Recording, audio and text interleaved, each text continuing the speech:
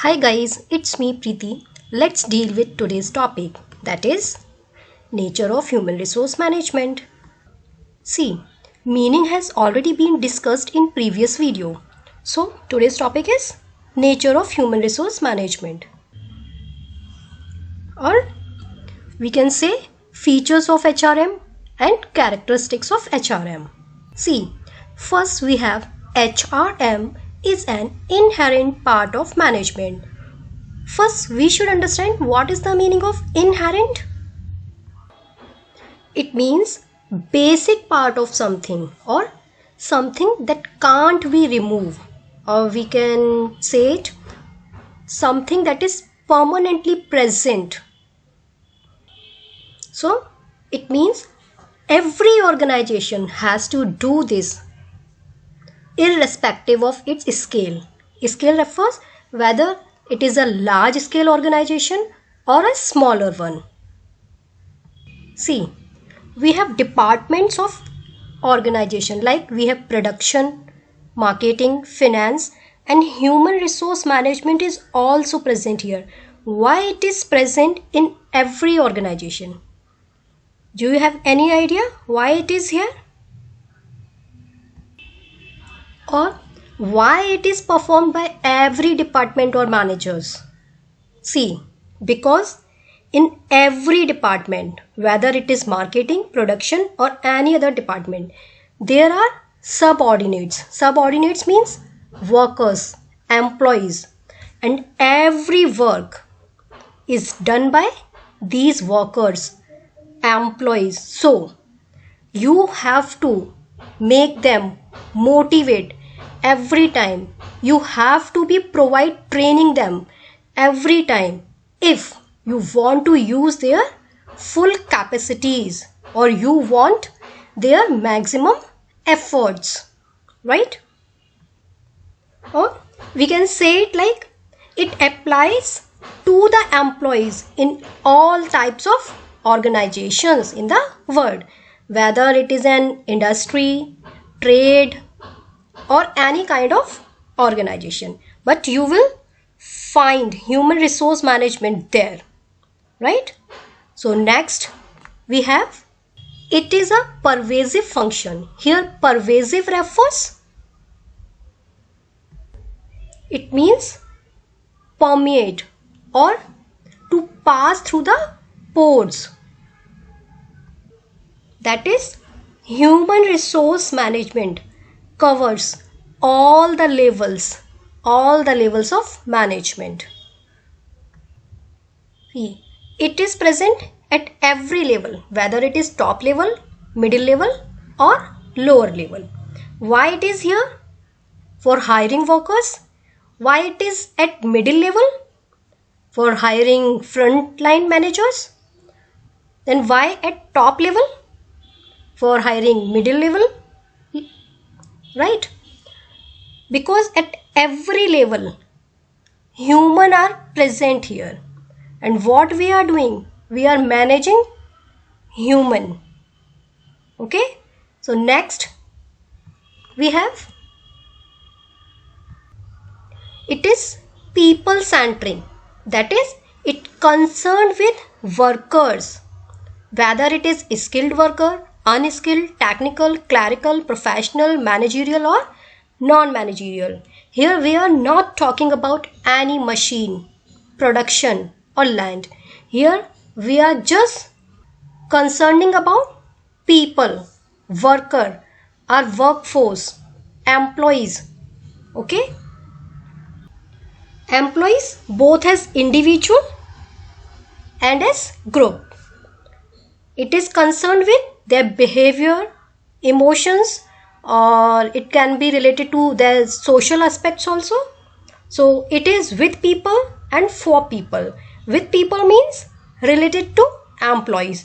For people, your customers, consumers, right? Skilled worker refers who has special skills, knowledge, and training. Unskilled means doesn't use reasoning or intellectual abilities in their line of work. Like we have examples like packagers, assemblers. Okay, for technical we have example like people involved in programming languages, or we have software proficiency. Now clerical like person performs various tasks such as keeping records, accounts, or letter writing type.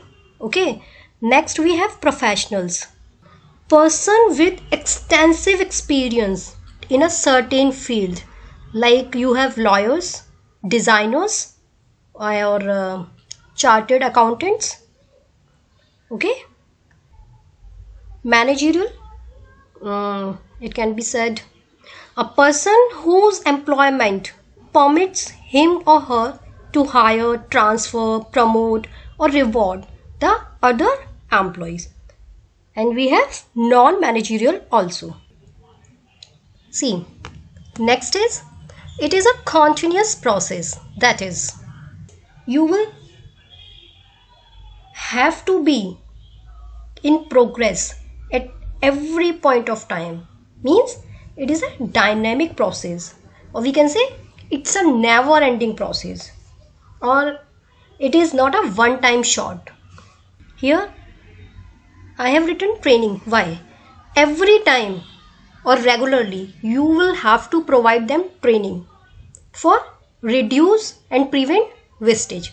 Why motivation? Motivation to upgrade their morale so that they can put their best efforts or maximum efforts. Why recruitment and selection is here?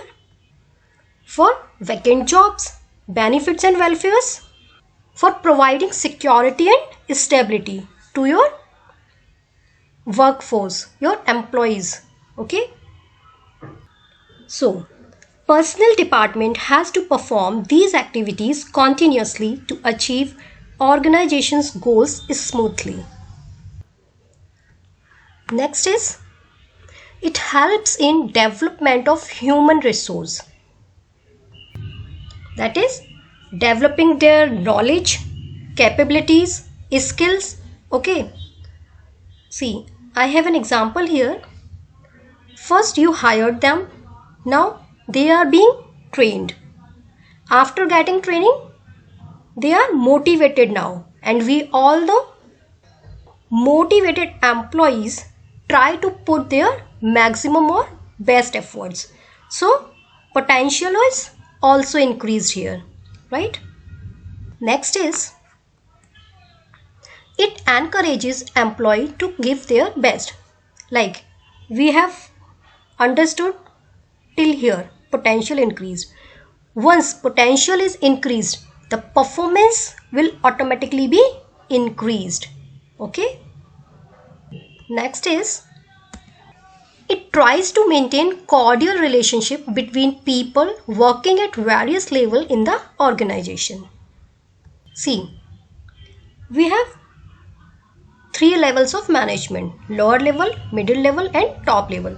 And at every level there are workers working under the supervision of their employer. Okay, so maintaining cordial relationship between employer and employee, employer and employer, and employee and employee. Why it is here? Because it helps in preventing and resolving conflicts and dispute among them, or we can say it creates proper understanding to among all the people at every level. Next we have, it helps in attaining the goals of organization, individual, and society. See, organization goal we already discussed. Every organization has certain goals related to growth and development, profitability, productivity, and innovation, or there may be any other goals. In the same manner, any worker who is employed in a particular organization, he or she has certain goals, like goals related to their job security, job satisfaction, status, recognition. In the same way, society have also goal, like equal employment opportunity, means there should be no discrimination, or we can say protecting the disadvantaged section. Next is HRM is responsible for line managers as well as staff managers. Line managers refers they are accountable for their departments, means we have separate departments here like production, marketing, finance. Every department has a line manager, okay, and they have the final responsibility for achieving the organization's goal. Now, staff managers. Staff managers are here to assist these line managers, okay. And next we have, it is a central subsystem of an organization. See, it can be defined as it is the basic support of all functions. Like in every department, whether it is production, R&D, marketing, finance and logistics, work is done by employees, and these employees are hired by human resource department. If there would be no human resource department, then what will happen? Then every department has to these functions separately, which will be a costlier affair, or we can say a time taking activity, okay. So HRM is the backbone of any organization, or we can say in all the department there are people. If we properly manage these people or employees or workforce, all departments be automatically managed. So guys, this is the nature of human resource management. Hope it's clear. So thanks for watching. Bye bye. Take care.